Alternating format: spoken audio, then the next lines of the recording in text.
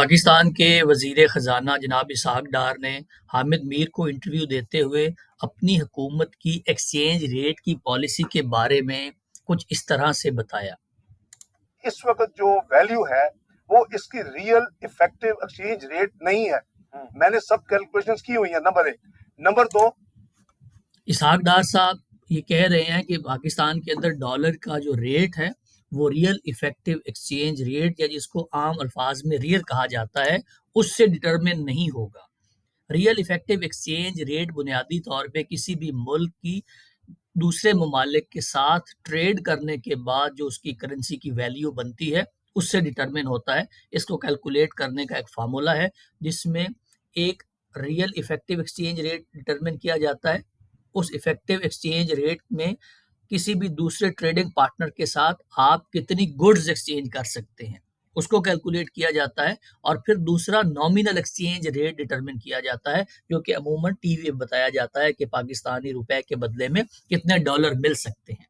تو اس کو دونوں کو کمبائن کر کے اس کی ویٹڈ ایوریج لی جاتی ہے اور ایک ریئل افیکٹو ایکسچینج ریٹ بنایا جاتا ہے۔ اب اس کو سمجھنے کے لیے ضروری یہ ہے کہ جو آپ کی اسکرین کے اوپر چارٹ نظر آ رہا ہے یہ سپٹمبر 21 سے لے کے اگست 22 تک کا چارٹ ہے۔ اس میں آپ کو ریئل افیکٹو ایکسچینج ریٹ کی ٹراجیکٹری نظر آ رہی ہے جو کہ مسلسل 100 روپے سے کم ہے، 98 پہ ہے، 96 پہ ہے، 97 پہ ہے، 94 پہ ہے۔ اب اس کا مطلب کیا ہوتا ہے؟ اس کا مطلب یہ ہوتا ہے کہ اگر ریئل افیکٹو ایکسچینج ریٹ آپ کی کرنسی کی کیلکولیشن میں 100 سے نیچے ہے تو اس کا مطلب ہے کہ آپ کی جو کرنسی ہے وہ انڈر ویلیوڈ ہے، اور اگر ریئل افیکٹو ایکسچینج ریٹ 100 یا 100 سے اوپر ہے تو آپ کی کرنسی اوور ویلیوڈ ہے۔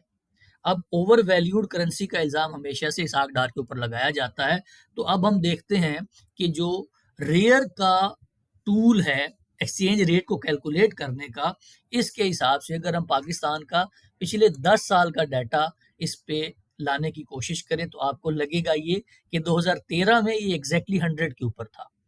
اور اس کے بعد تقریباً 14 میں اس کو اوور ویلیو کرنا شروع کیا پاکستانی روپے کو ہم نے، اور یہ 2018 تک جب تک نون لیگ کی حکومت رہی، اگر ہم ریئر کو ایک ایز اے بینچ مارک مان لیتے ہیں کہ کسی بھی ایکسچینج ریٹ کو ڈٹرمن کرنے کے لیے جو ریئر ہوتا ہے، جو ریئل افیکٹو ایکسچینج ریٹ ہے وہی ایک صحیح پیرامیٹر ہے، تو نون لیگ کے پچھلے دور حکومت میں جو ڈالر کے مقابلے میں روپیہ تھا اس کو مسلسل اوور ویلیو رکھا گیا۔ اور اوور ویلیو رکھنے کا فائدہ کیا ہوتا ہے اور نقصان کیا ہوتا ہے اس کو سمرائز اس طرح کیا جا سکتا ہے کہ جب آپ اپنے روپے کو، اپنی لوکل کرنسی کو اوور ویلیو رکھتے ہیں تو عموماً آپ یہ کوشش کرتے ہیں کہ آپ کی جو امپورٹس ہیں ان کو کسی طرح سے انکریج کیا جا سکے، کیونکہ اس دور میں نون لیگ کے دور میں ہماری امپورٹس زیادہ تھی کیونکہ پاکستان کے اندر انفراسٹرکچر کے پروجیکٹس لگ رہے تھے، تو ہمیں کم ڈالر پے کرنے پڑتے تھے ان تمام مشینری کو یا را مٹیریل کو پروڈیوس کرنے کے لیے جو پاکستان میں ہم منگواتے تھے۔ اور اس کا نقصان یہ ہوتا ہے کہ یہ سسٹینیبل نہیں ماڈل، کیونکہ اگر آپ مارکیٹ فورسز کو آزادی نہیں دیں گے کہ وہ کسی بھی کموڈٹی کی یا کسی بھی کرنسی کی پرائس ڈٹرمن کریں تو اوور پیریڈ آف ٹائم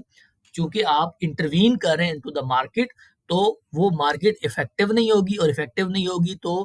جو اس میں جو ٹریو پوٹینشیل ہے ٹو آپریٹ وہ پوری طرح سے سامنے نہیں آئے گا۔ تو اس ماضی کے ٹرینڈ کو دیکھتے ہوئے لگتا یہ ہے کہ اسحاق ڈار صاحب نے 2014 سے لے کے 2018 تک جو ریئر ہے اس کے حساب سے ہمارا روپیہ اوور ویلیوڈ رہا ہے۔